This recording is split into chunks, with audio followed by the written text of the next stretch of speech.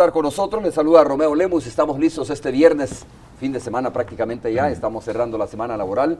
Y vamos a hacerlo escuchando a dos integrantes o dirigentes del Partido Arena. Don Hugo Barrera está con nosotros. Bienvenido, don Hugo. Muchas gracias por acompañarnos. Romeo, muchísimas gracias por la invitación. Estamos a la orden. Y el doctor Norman Quijano. Bienvenido, doctor. Muchas gracias por estar con nosotros. Actual diputado y exalcalde de la capital. Bienvenido también. Gracias por la invitación, Romeo. Buenos días. Gracias por acompañarnos. Bien. Hay varios temas, ¿verdad? ¿Ah? Sí. ¿Traen alguno en la agenda? Usted manda. No, pero traiga de este tema quisiera hablar yo. ¿Trae alguno, don Hugo? Hay varios, ¿no? Vamos con lo que sea necesario. Bueno, vamos, particularmente sí traigo dos temas. Uno es las elecciones o la elección interna de las autoridades del Partido Alianza Republicana Nacionalista Arena. Faltan más o menos 6 o 7 meses, ¿verdad? Es en septiembre, entiendo, la elección del nuevo COENA. Pero ya hay cosas importantes y anuncios importantes. Por ejemplo, se habla de que hay por lo menos 4 planillas que podrían inscribirse para las próximas elecciones internas del partido, buscando conformar el COENA. Otro aspecto importante es el anuncio que hizo Jorge Velado, actual presidente del Partido Arena, decir que queda fuera precisamente del COENA, que no va a buscar y que no se va a inscribir en ninguna planilla, algo que algunos sectores venían solicitando, sectores digo dentro del partido mismo Arena venían solicitando de que se diese de alguna manera ese anuncio, y ahora recientemente fue una realidad. Don Hugo, comencemos con esto. ¿Usted participó o no sé si el doctor Norman Quijano participó de la redacción de este reglamento interno? No, yo no. ¿Quiénes participaron? Esa es mi primera pregunta. Entiendo que esto es una cosa que está llevando a cabo la Comisión Política del partido. Y me imagino que gente del COENA también está participando, ¿no? Ok, pero ya la conocen, ya conocen el reglamento. Ya tuvimos la oportunidad el domingo pasado, a las 2:30 de la tarde, se nos convocó para hacer una presentación parcial del documento. Y después se dejó el documento a disposición de los que lo quisiéramos consultar completo el documento en el partido. Yo estuve el martes o miércoles, creo, revisándolo, he hecho algunas observaciones, unas de carácter constitucional, otras de carácter legal y algunas otras de carácter complementario a algunos artículos que creo que tienen que corregirse para que la cosa funcione. Mire qué interesante, mejor. es decir, si alguien quiere conocer en su totalidad el reglamento, Sí. puede ir, supongo que es nada más para acceso de los militantes del partido o dirigentes del partido. Sí, por supuesto. Sí, ¿verdad? Ajá. De los que estén interesados del partido en conocer el reglamento, en el caso nuestro, lógicamente somos interesados porque estamos en la determinación de presentar una planilla. ¿No está cargado en algún sitio web como para que pueda chequearlo? No creo en este momento, me imagino que va a estar una vez que sea aprobado. ¿Qué observaciones le hizo, don Hugo? Usted que ya lo leyó. Fíjese que ahí, por ejemplo, hay una parte que se refiere al hecho de que la Comisión, la CEN, se llama Electoral Nacional,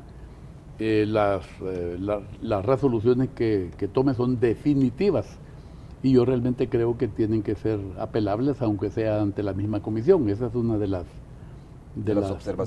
observaciones que creo que son importantes. Y luego hay algunas otras cosas que tienen que ver con el voto, o sea, con las personas que van a votar. En el reglamento se establecen como 3 categorías de afiliados, digamos así, y eso es un poquito delicado porque choca con el concepto, digamos, del voto libre, directo, igualitario y secreto, que tiene que ser así también en el reglamento porque así dice la ley, así es la Constitución en relación a este tipo de cosas, ¿no? Entonces, en esa parte es que estamos haciendo algunas observaciones y algunas recomendaciones también para ver cómo logramos el propósito de que la cosa pues sea satisfactoria para todas las partes. ¿Se ha dicho todo o se ha publicado todo lo del reglamento?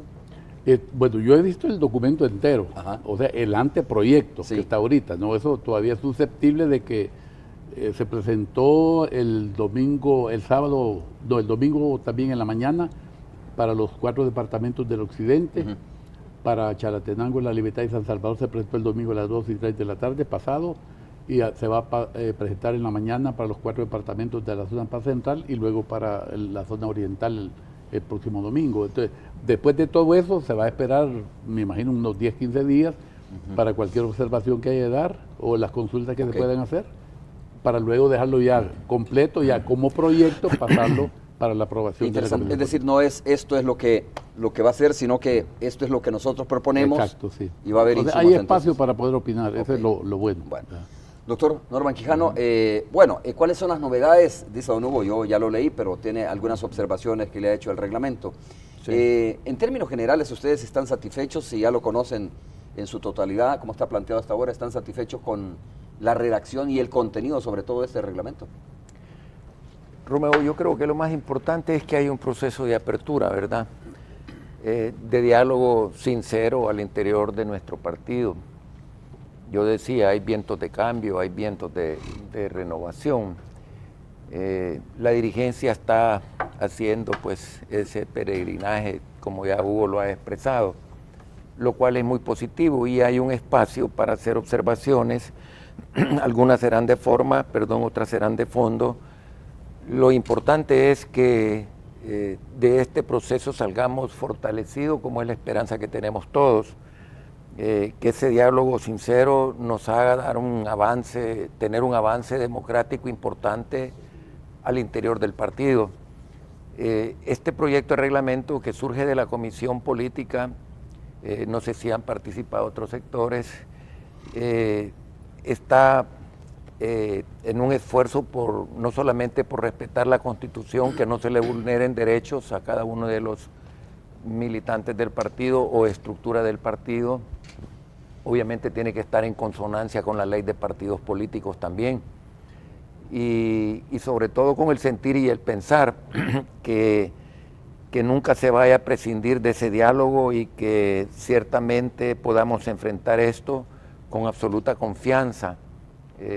Yo estoy con la esperanza que esto no va a tener nunca ningún vicio de parcialidad hacia ningún sector y que se va a respetar la voz, el pensamiento de las estructuras y que finalmente al resultar una nueva dirigencia del partido sea una dirigencia que nos aglutine a todos, que nos trace el sendero por el cual debemos transitar, diría yo, para poder... Es un camino delicado, ¿no? Digo, van a haber 4 planillas, por lo menos es lo que se conoce, pueden haber más, o puede ser menos. Y qué bueno que hay 4, ojalá que hubieran digamos. 5. Y de ahí surge quizás un comentario, Romeo, y que fue casi un sentimiento que logré yo palpar el día que estuvimos reunidos, el domingo anterior. Dice el proyecto de reglamento de que quien participe en una planilla no puede participar en otra. Si eso lo hacen así, pues hombre, está bien, pero sí debería de permitirse el voto cruzado, porque eso al final nos puede dar un coena de verdadera unidad, porque si una planilla con sus 15 miembros resulta ser electa, pues hombre, se quedan 2, 3, 4, no sé cuántas planillas habrán que... acuérdate que en esto de la política cuesta... A eso me refería, que es un momento delicado es decir, puede quedar fisuras, fracturas, descontentos, molestias, etcétera, ¿no? Porque esa es la naturaleza humana, esa es la naturaleza humana y más en el ambiente político.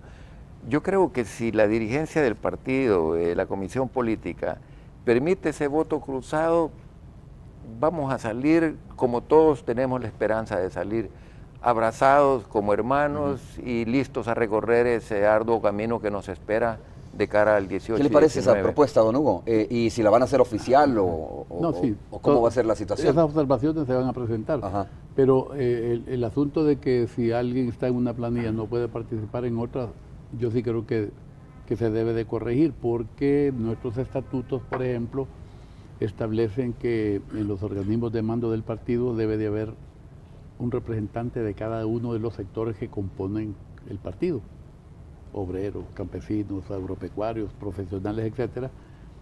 Y digamos, por ejemplo, nosotros con Norman nos hemos adelantado un poco, aunque esto no tiene nada que ver con el reglamento, solicitando a las direcciones nacionales de los sectores que nos manden una terna para nosotros escoger a una persona que en representación del sector, cumpliendo con el artículo 11 del estatuto, va a formar parte del COENA. Esto casi equivale a decir que hay 8 miembros natos del COENA ya, digamos. Uno por cada sector. Sí, pero por supuesto que tienen que tener el nivel, las condiciones y las características, el perfil adecuado para poder funcionar en esto. Pero ahí, en todos los sectores, sobra gente para eso. Claro. Pero la inquietud es que si, por ejemplo, mandan ellos, no van a mandar una terna para cada planilla, pues, ¿verdad? Aunque podía ser, pero sería más fácil que si ellos ya escogitaron una terna, que la manden a todas las planillas. Que pueda participar en todas las planillas. Exactamente, eso sería como, por eso digo yo que ahí hay algunos detallitos que tal vez no estamos hablando de que eso está haciendo con algún objetivo premeditado, sino que tal vez son cosas que no se han tomado en consideración. Don Hugo, ¿y no sería mejor que cada uno de estos sectores, que son 8, ¿no? Mande, elija él su representante y lo envíe? Eso es lo que le hemos pedido. Esa es la terna, Sí, esa es la famosa terna. Sí, lo que pasa es que puede ser que ellos digan, mire, nuestra recomendación es esta. Bueno, a eso me nosotros refiero. hemos solicitado eso, pero eso no está establecido en los estatutos que tienen que ser terna o no. Solo dice que tiene que haber un representante de cada uno de los sectores en los organismos de mando. Entonces, nosotros queremos comenzar en la estructuración de la planilla cumpliendo con lo que manda el estatuto en ese sentido, ¿verdad? Y si ellos mandan uno, no hay problema, porque el concepto de la terna lo hemos enviado nosotros en esa forma, pero puede ser que digan, mira, este es nuestro representante, ya, tranquilo. ¿Ya? Don Hugo, ¿cómo va a ser la elección? ¿Qué más establece el reglamento? Además, entiendo de que una persona que esté o que ahora mismo sea funcionario va a tener que renunciar si tiene que integrar el COENA. Entiendo que todo eso está plasmado de alguna manera, ¿no? Pero en esencia, en la forma de elegir a las autoridades, ¿cómo va a ser? ¿Va a ser bueno, voto secreto, ¿verdad? Por supuesto. Pero en este momento el reglamento tiene esa característica que nosotros estamos pidiendo que se elimine, de que se ha dividido, digamos, los que son simpatizantes, los que son miembros activos y los que son miembros electores. Entonces eso rompe el esquema del voto igualitario, digamos. Entonces nosotros preferimos que sea que la ley dice que votarán los miembros o afiliados al partido. Miembros y afiliados en el sentido sinónimo, ¿no? Entonces, queremos nosotros que así es. Según las explicaciones que se nos dieron el domingo, por esta única vez va a ser que votan los inscritos, los miembros o afiliados, digamos. Pero que en el futuro sería bajo un concepto que le estoy explicando, que todavía está en discusión, pues, ¿verdad? Vamos a ver cómo queda el reglamento al final. Ok. A ver, doctor, háblanos un poco sobre la expectativa que tienen ustedes. Ustedes ya más o menos han hablado de integrantes de una planilla, ¿no? Entiendo que ustedes están formando una misma planilla, pero ¿quiénes más integrarían la planilla que ustedes están proponiendo? Y luego retomamos el tema de si este mecanismo lo que va a hacer es potenciar, como ustedes pretenden o quieren, de la democracia al interior del partido. Sí, bueno, sí hemos estado trabajando con Hugo desde hace algunas semanas en la conformación de una planilla y las expectativas pues obviamente son positivas. Lastimosamente no podemos revelar nombres, tendríamos que tener la autorización de ellos, pero creo que oportunamente lo vamos a hacer. Esto es inédito en el partido, esto va a marcar una pauta bien importante. El partido se tiene que acentrar más profundo en el corazón de la familia salvadoreña. El partido tiene que diría yo, que recuperar los niveles de credibilidad que tuvo en sus inicios con la familia salvadoreña. Somos realmente una alternativa democrática y ante las circunstancias que está viviendo el país, Romeo, la mayoría de personas que tienen pensamiento realmente democrático, estoy seguro que esperan que nuestro partido resurja, diría yo, fortalecido de este proceso, y es la esperanza que tenemos con Hugo y con todos los amigos con que nos hemos reunido. Así como es exigente ser un buen patriota, así debería de ser exigente ser un arenero.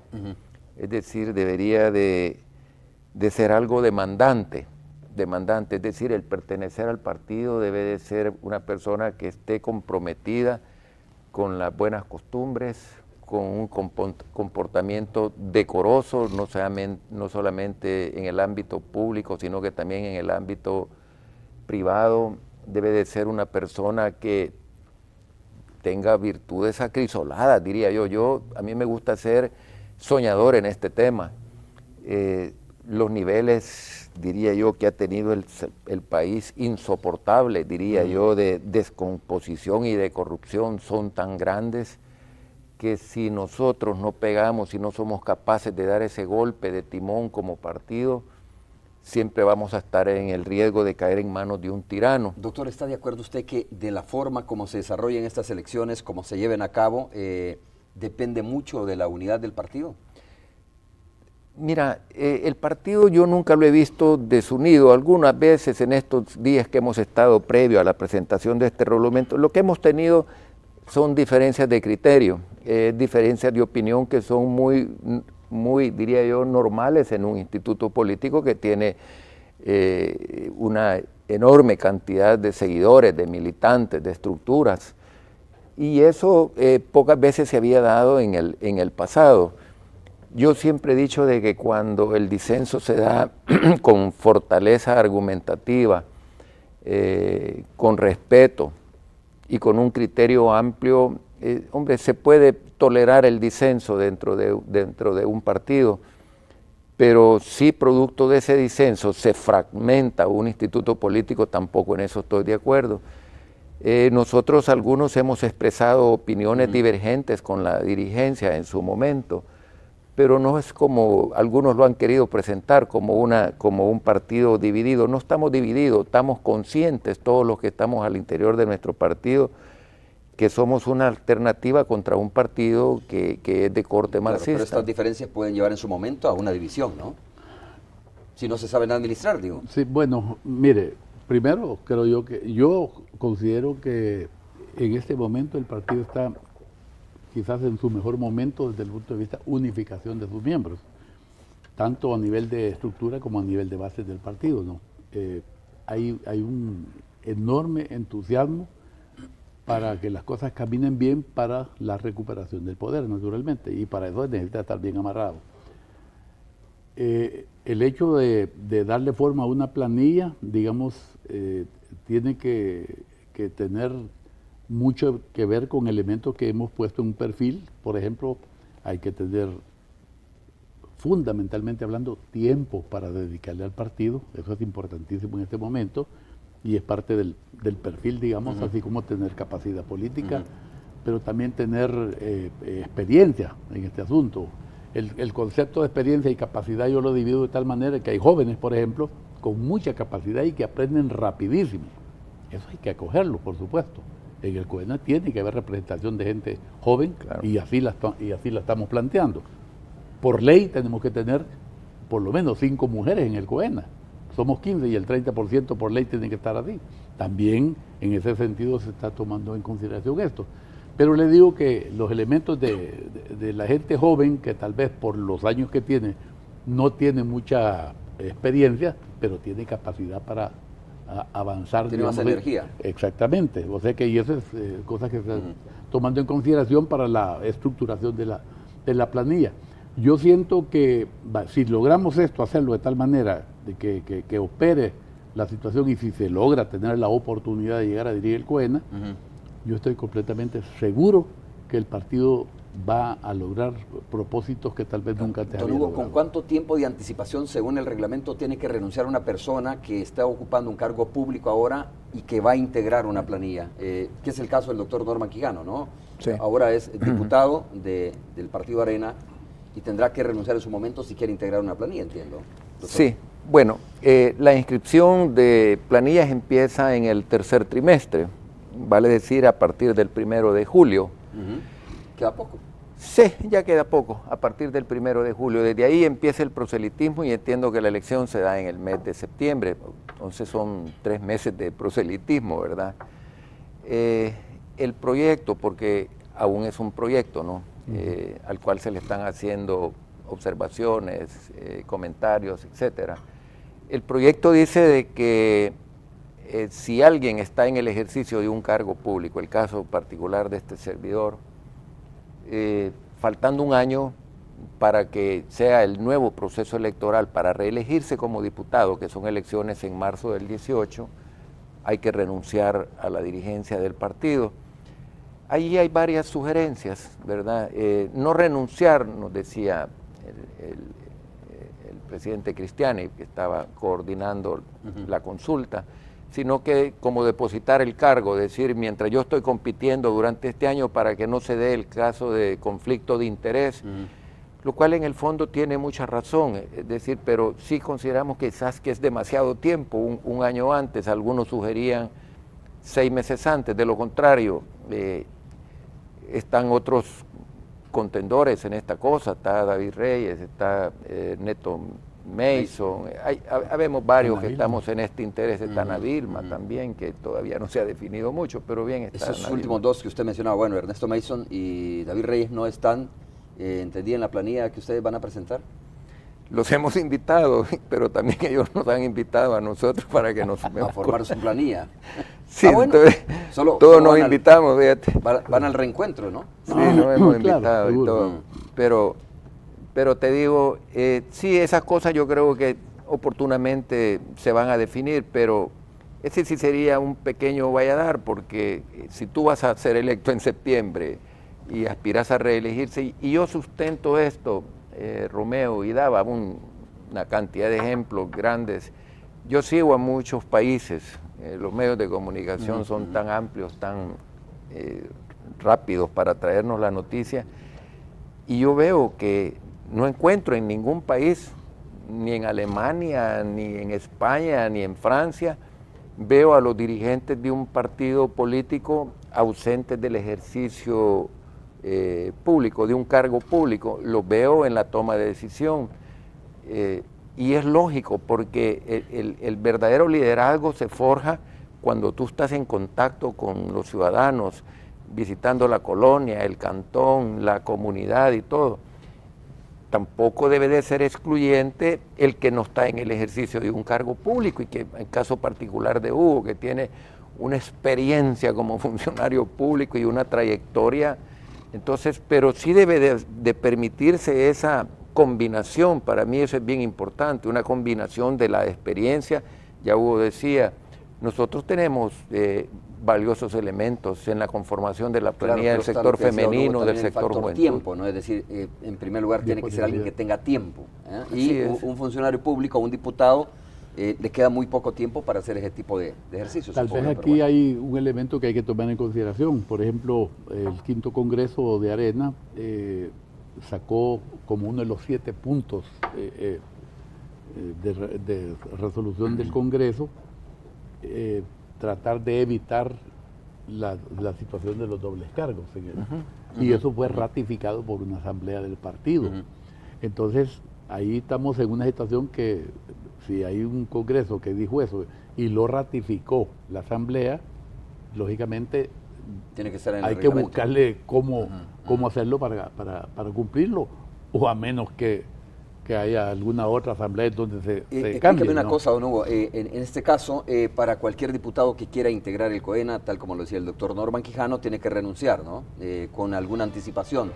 ¿Es igual para aquellos que quieran, que conformen el COENA y a futuro quieran ser candidatos nuevamente?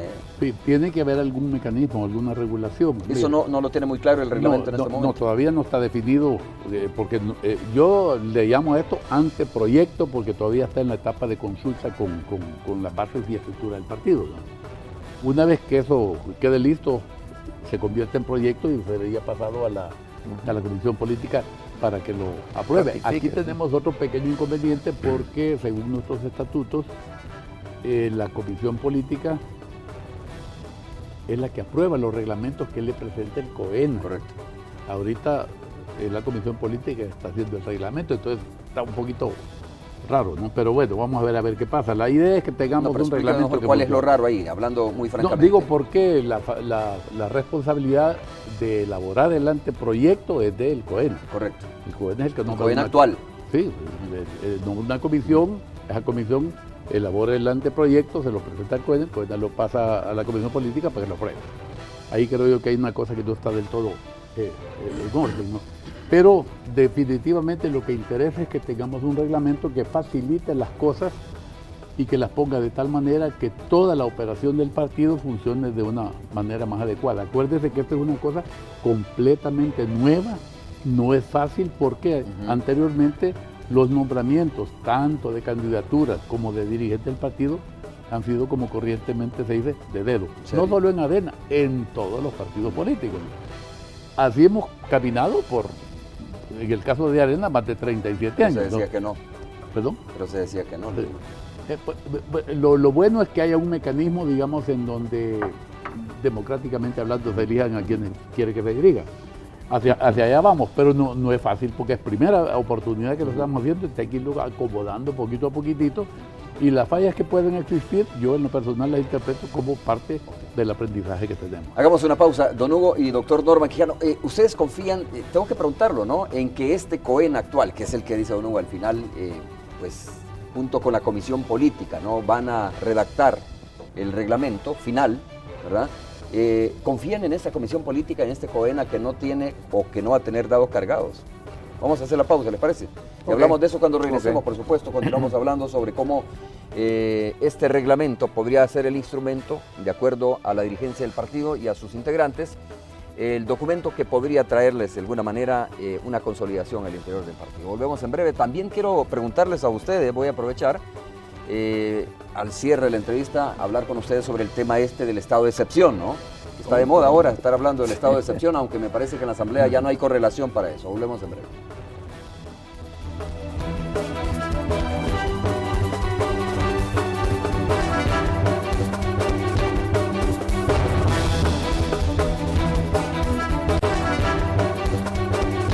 Bien, estamos de regreso. Gracias por continuar con nosotros. Don Hugo Barrera y el doctor Norman Quijano están con nosotros esta mañana. Bueno, doctor, antes de ir a la pausa, planteábamos ahí si ustedes confían en este COENA y en esta comisión política, digamos, si confían en ella, ¿no? Sobre todo en el tema de la redacción final del documento, que no vaya a haber dados cargados de alguna manera. Yo diría que sí, Romeo, yo diría que sí. Sería un gravísimo error tratar de distorsionar un proceso que ha llevado mucha expectativa y que ha despertado mucha esperanza. Aparte que todos debemos de estar vigilantes de que el camino siempre sea recto para llegar a esa decisión que vamos a tomar en el mes de septiembre.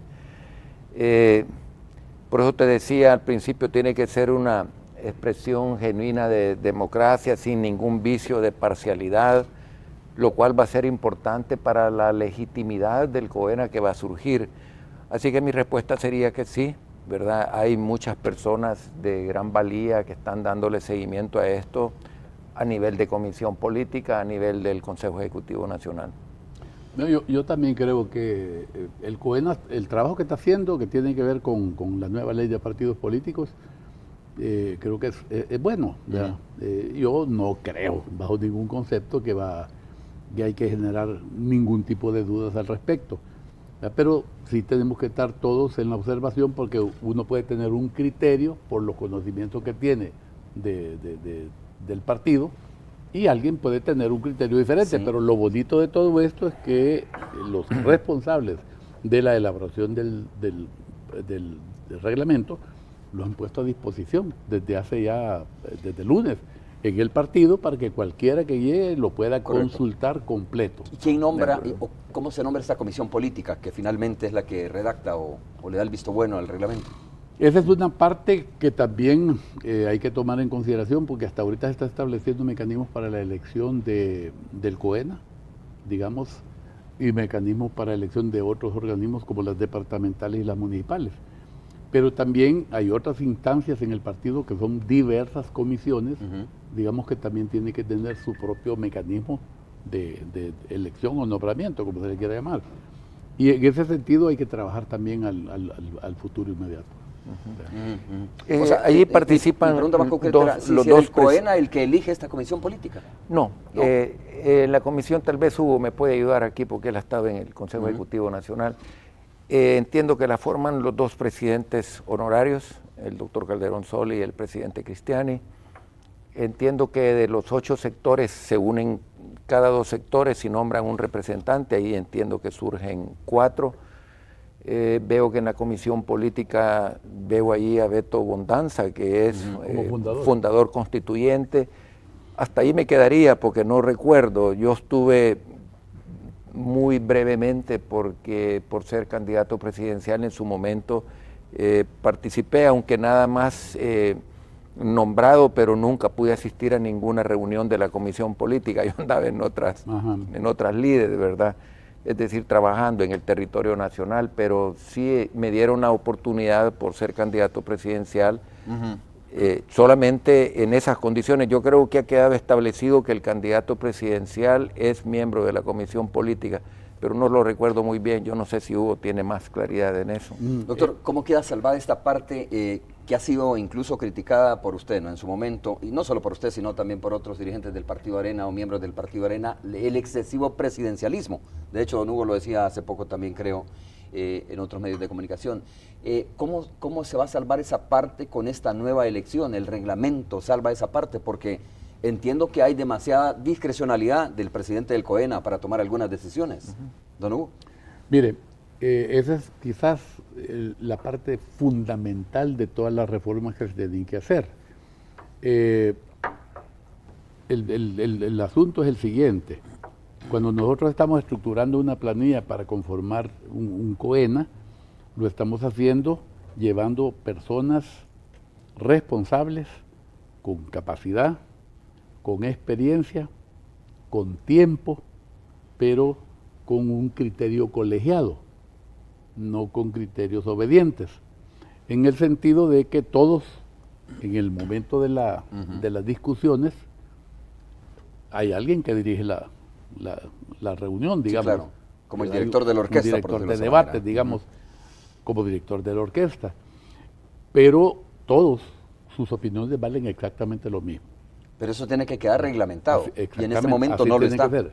Bueno, ¿cómo no? Lo que pasa es que no se ha cumplido en ciertos aspectos. Entonces, por eso surgen esas posibilidades de que haya un presidencialismo exagerado al cual hay que terminarlo completamente, porque el concepto, digamos, nuestro de partido, en donde hay un representante obrero en el COENA, por ejemplo, esa persona definitivamente que puede dar unas enormes luces al respecto del ámbito en que se mueve, que posiblemente alguien que está en el sector profesional ve lo de su propio ámbito y no lo del otro, pero la sumatoria de todos esos conocimientos es lo que va ayudando para que las decisiones que se tomen sean de beneficio general y no sectorial, ¿verdad? Entonces, yo creo que el concepto de colegiar las decisiones del COENA es por lo que estamos trabajando fuertemente, ¿va? Y con eso, lógicamente, se elimina cualquier impulso de... ¿Les parece o están satisfechos con la decisión del actual presidente del COENA de no inscribirse, de no buscar nuevamente la presidencia del partido? Mire, a mí me parece, le voy a decir una cosa, yo creo que Jorge Velado, yo lo identifico como una persona súper trabajadora, ¿verdad? O sea, pero fuera de lo normal, digamos así, lo cual se admira, naturalmente. Pero no se trata aquí de calificar personas o actitudes de las personas, sino que de los resultados políticos que el partido tiene a este momento. Y si los resultados son buenos, sigamos haciendo lo mismo. Si los resultados no son buenos, hay que hacer algo diferente. Entonces los resultados no fueron buenos. Bueno, hasta ahorita yo creo que no, porque no tenemos ni el Ejecutivo ni el Legislativo, no tenemos pero sacó más diputados Arena, ¿no? A los cuales les pasan encima 2 veces al día. Entonces, el asunto es que no vamos a negar cosas que están a la vista, ¿no? O sea, los irrespetan a los diputados. Bueno, si los irrespetan, no sé, pero por lo menos no pueden tomar decisiones. ¿A qué se refiere? Y eso se llama poder, no hay. Entonces, ¿a qué se refiere en esa frase? A los cuales les pasan 2 veces al día encima. Aunque sean 35, los otros tienen mayoría y hacen lo que estiman. La correlación al interior no es la que le favorece. Sí. O sea, la cuota de poder del partido al interior de la Asamblea no existe, a menos que tuviéramos 43 diputados, por ejemplo, o más. Entonces, y esas son realidades que en este momento debilitan la cuota de poder del partido. Sí. Entonces, eso es los resultados a lo que hay que tomar en consideración. Ahora, ¿por qué ha pasado todo eso? Esas son las partes que tenemos que luchar para que se recompongan, y yo hablo de que un partido político, de acuerdo al artículo 85 de la Constitución, lo que busca es tener el poder para influir en las decisiones que tomen en el Estado salvadoreño en beneficio de la población especialmente. Ok. Sobre esa decisión de Jorge Velado, doctor Norman Quijano. Yo creo que hay que respetársela. Es una decisión personal y yo sí creo que abona a que el proceso tenga, diría yo, mayor fortaleza. La ha tomado él y yo creo que a nivel de todos los sectores del partido se ve como un paso, una decisión, diría yo, valiente de él en aras de imprimirle mayor imparcialidad al proceso. Ok. Para cerrar este tema y pasar a la evaluación de las propuestas que se están haciendo en torno a la seguridad de nuestro país, sobre todo o específicamente sobre el estado de excepción. Don Hugo, tengo que preguntar esto, en aras de la transparencia, de cómo se está manejando el partido Arena, de cómo Arena lo perciben sus propios militantes, ¿no? Y tomando en cuenta que Arena viene de un capítulo, de alguna manera, en donde se habla del manejo de fondos, estoy refiriéndome ahora al tema de del dinero donado por el gobierno de Taiwán, 10 millones de dólares que fueron a parar, entiendo, y así se ha reconocido, por lo menos así lo reconoció Jorge Velado, fueron a parar a las arcas del partido. El actual COENA o el futuro COENA debería de dar una explicación realmente, si usted quiere, pues no para la población en términos generales, pero sí para sus militantes realmente, de cómo se manejaron esos fondos realmente y dónde fueron a parar al final. Mire, todo esto ha sido un manejo político burdo para perjudicar a una persona y a la institución política nuestra, ¿no? Pero cuando estos acontecimientos sucedieron, no había una ley que prohibiera ese tipo de asistencias financieras.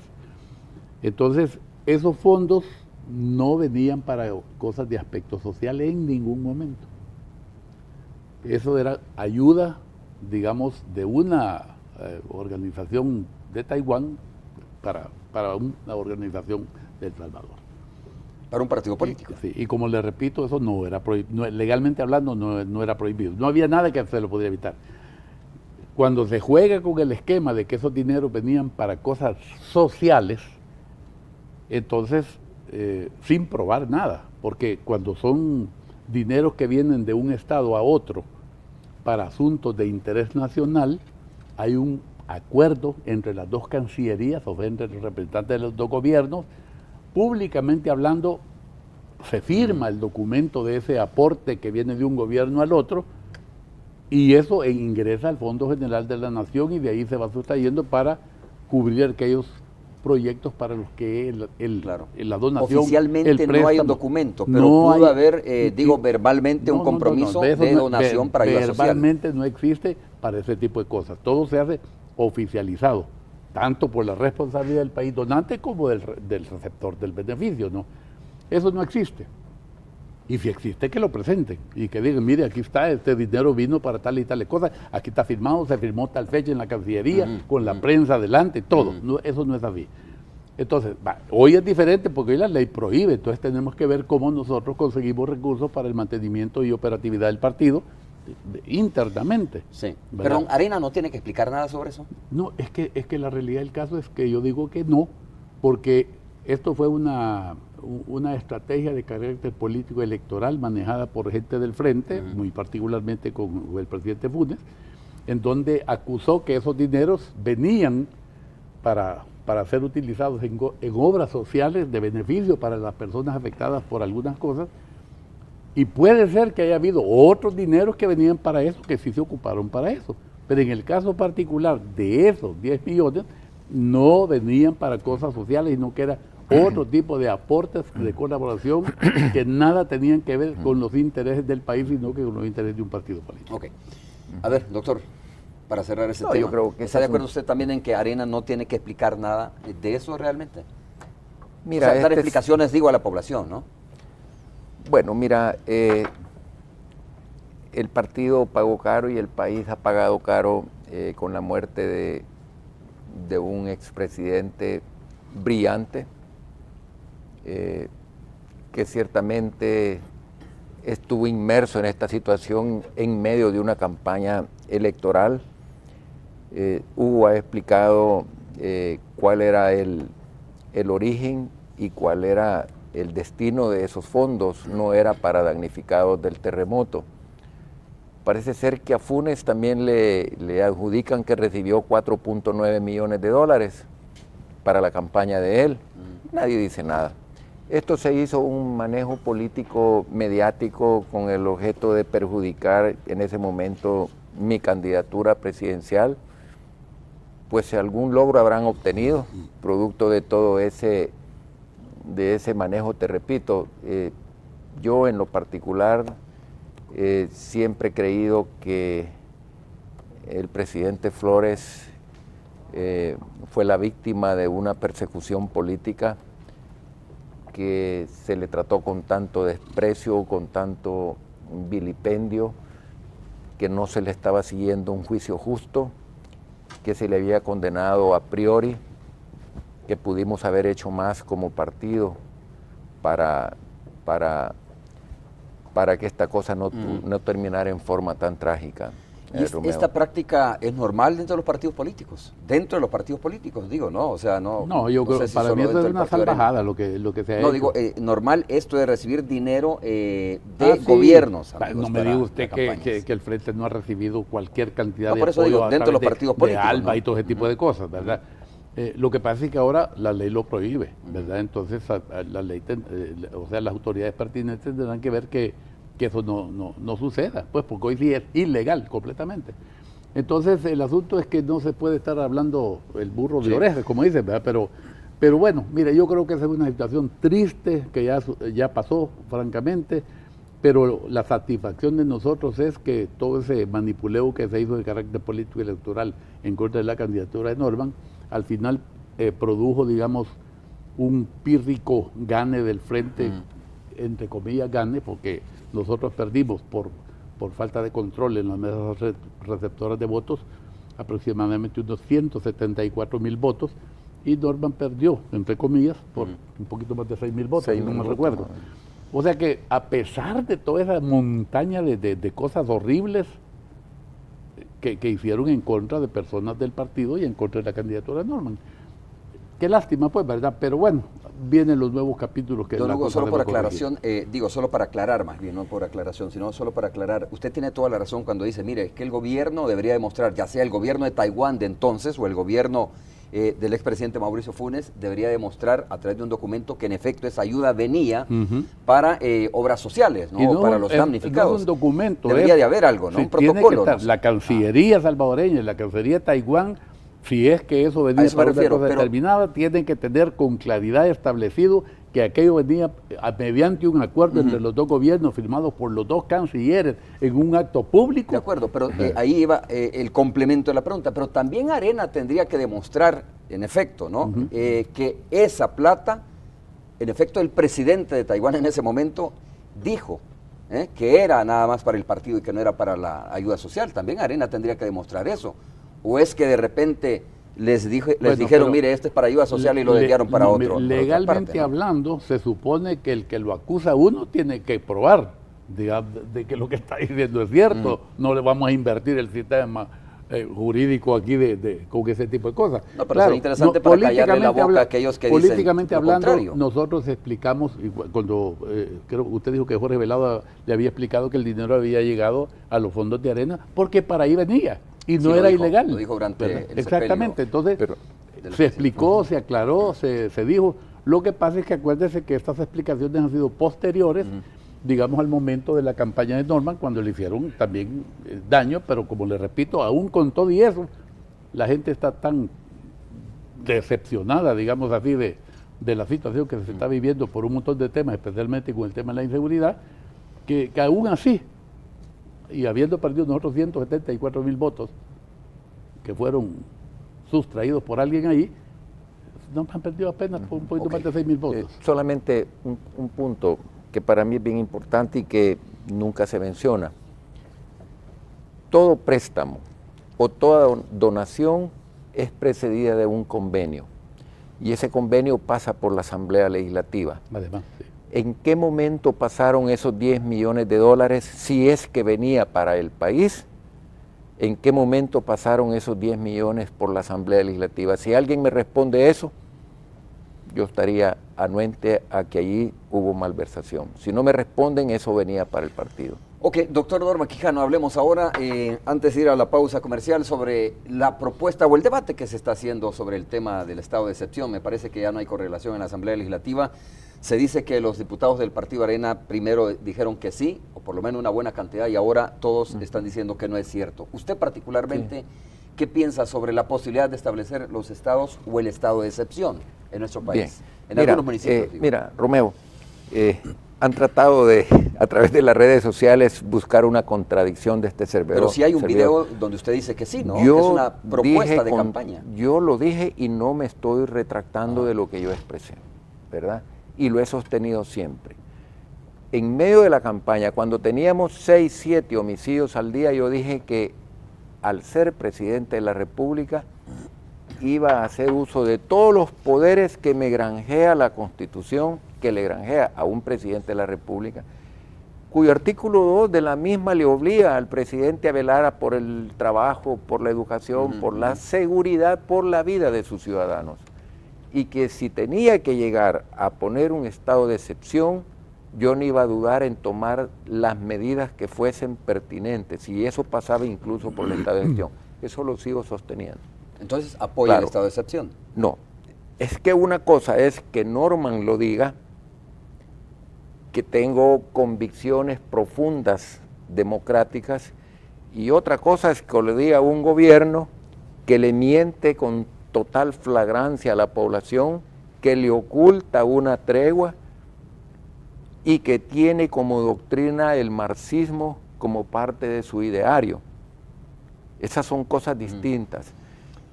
Ahora, el gobierno en ningún momento ha mandado o ha dicho qué es lo que va a hacer. Sencillamente dijeron medidas extraordinarias. Si esas medidas extraordinarias son las que caben dentro del estado de excepción, habrá que ver. Pero yo soy un convencido que el gobierno, y ayer lo decía un colega diputado en una entrevista, yo apostaría que el gobierno no va a pedir un estado de excepción. Entonces nosotros hemos entrado en una dinámica sin que el gobierno haya dicho qué es lo que realmente pretende hacer. Ahora, hay un nivel de agotamiento de la ciudadanía ante el estado actual de cosas. Ya nadie soporta esto. Hemos llegado a un momento de un colapso, no solamente en distintas áreas de la vida nacional, sino que particularmente en el tema de la educación. Entonces yo sigo en la firme convicción que el gobierno tiene que tomar medidas enérgicas. A ver, doctor, pero si debería de empezar, y fíjate que... Si usted fuera presidente en esta situación, ya hubiese impuesto el estado de excepción dentro, o sea, sobre todo si nos vamos a la lógica de lo que usted explica, es ¿no? bien difícil. Cuando habían 6 asesinatos diarios, usted se pronunció por el estado de excepción. Porque hoy hay 20 asesinatos diarios. Esto es un proceso que ha venido, Romeo, degenerándose, distorsionándose, alterando la vida a nivel nacional. Y un presidente debe de tener la firme convicción que si es incapaz de salvaguardar la vida de sus ciudadanos, pues hombre, está cometiendo la más grande equivocación. Yo creo que esa es la labor fundamental de un gobierno, de un presidente, salvaguardar la vida de sus ciudadanos. Y yo no descarté ninguna de las facultades constitucionales, y eso está también en el estado de excepción, ninguna de las facultades constitucionales llegada a las circunstancias, pero para llegar a eso, Romeo, tenés que agotar todas las medidas. El gobierno dice de que el plan El Salvador Seguro es un éxito, que el tema de la violencia es una cuestión de percepción.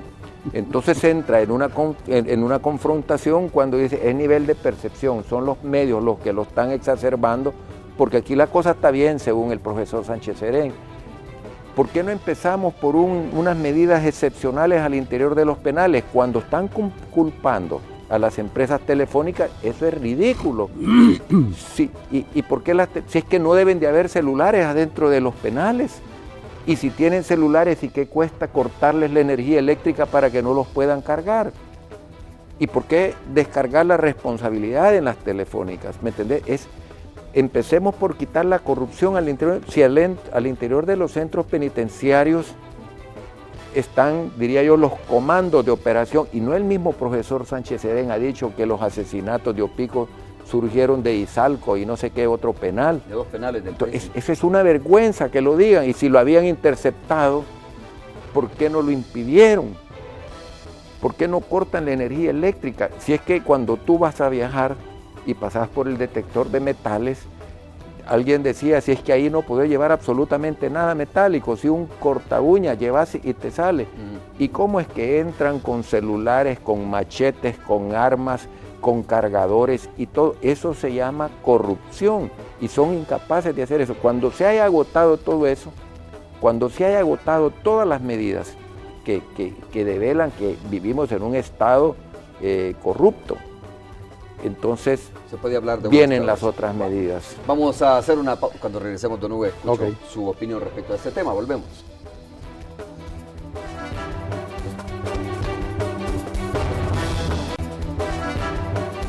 Sí, pero algo folclórico. Bueno, estamos de regreso. Don Hugo, para ir cerrando, ¿cuál es su opinión sobre este tema de la posibilidad de los estados de excepción? Reitero, entiendo que ya no hay correlación en la Asamblea Legislativa, ahora se está hablando de desplegar más elementos de la Fuerza Armada. Yo estoy totalmente en contra de ese sistema de excepción. En este momento hay otras cosas que se pueden hacer que son más directas y que están relacionadas con la recuperación territorial que debe de haber en El Salvador. Si no se recupera el territorio, no estamos haciendo absolutamente nada. Y en la Constitución, en el artículo 13, se da la salida para poder a arreglar las cosas de tal manera, y en eso hemos montado nosotros el Plan Nacional de Recuperación de la Seguridad Ciudadana, en donde se establece un mecanismo, digamos, para someter a estas personas a un mecanismo de reeducación o readaptación. Entonces, esto de las medidas de excepción no van a servir nada más que para favorecer más a la misma gente pícara y perjudicar enormemente a toda la gente honesta y dedicada al trabajo. Y además generaría un montón de daños a todos los micro, medianos y pequeños y también grandes empresarios. No hay razón para establecer un estado hay de excepción razón. en este momento. Hay que hacer otras cosas que ayudarían en un término de tiempo bien corto a resolver este problema. Digo, corto, 2, 3 años. ¿Verdad? Hay gente que cree que esta situación no tiene solución y sí la tiene, pero si se hace una cosa bien planificada, si se escucha recomendaciones de qué es lo que tiene que hacerse, todo en base a lo que establece la Constitución. ¿Y no ha pasado eso? El escuchar, No, el retomar, no, digamos, no. algunas consideraciones. Entiendo que Arena en su mira, momento ha hecho hay propuestas sobre oídos este tema. totalmente sordos. No es que le entre por aquí, le sale por aquí, no que de aquí rebota la cosa. No hay capacidad de escuchar ni de atender. Oiga, y don Hugo, tampoco de pero resolver el la estado de problemática. excepción está dentro de las, Sí, está las dentro, facultades que tiene el presidente, pero es ¿no? para otro, Dentro del marco de la para otro Constitución. tipo de momentos. Vale, le voy a poner, aquí también en la misma Constitución establece que la Fuerza Armada está obligada a asistir a la población en casos de desastre nacional, por ejemplo. Y usted me dice... ¿Este no es un desastre ya nacional? El tema de las maras es un verdadero desastre nacional. Entonces, usted puede disponer de esto, pero no para andar haciendo patrullajes tontos o bobos, sino que para, de verdad, amarrarlo con otros artículos de la Constitución y establecer un mecanismo en donde la Fuerza Armada sea la principal artífice de la solución de este problema, no haciendo el papel de la policía, sino que haciendo un papel que la misma Constitución le manda. Ok. ¿Verdad? Cerramos. Gracias. Don Hugo va a buscar la presidencia del COENA. No, voy a buscar pertenecer a un organismo colegiado en donde todos tengamos la capacidad ¿Será de opinar. usted el director de la orquesta? No es la idea, ser parte de la orquesta. ¿Verdad? Doctor, ¿usted? Fíjate que con Hugo lo hemos hablado y con las personas que hemos estado invitando a que nos acompañen les hemos dicho, ni Hugo ni yo tenemos punto de honor en eso. Queremos que surja producto de un consenso entre cuando hayamos conformado la planilla. Si ahí se surge un consenso, será un honor para cualquiera de los dos, pero ni él ni yo estamos, como te diría yo, obsesionados con que queremos llegar a presidir el partido. Bueno, muchas gracias, doctor Norma Quijano. Don Ok. Hugo Barrera, muchas gracias. Ok, Muchas igualmente, gracias nos vemos. por habernos acompañado. Nos vemos el próximo lunes, vamos hasta la sala principal. Buenos días.